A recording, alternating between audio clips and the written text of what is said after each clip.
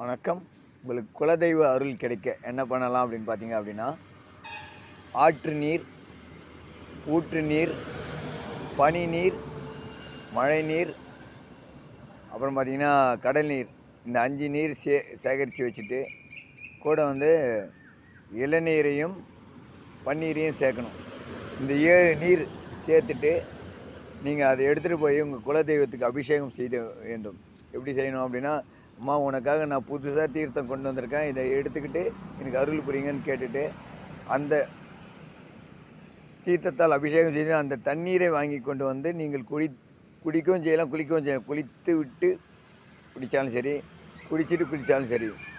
அப்படி பண்ணும்போது பார்த்தீங்கன்னா, உங்கள் குலதெய்வம் உங்கள் உள்ளத்தில் நின்று பேசும். உங்கள் உடலில் இறங்கி பேசும். நன்றி, வணக்கம். நம்ம சேனல் லைக் பண்ணுங்க, அவங்களும் சப்போர்ட் பண்ணுங்க. வணக்கம்.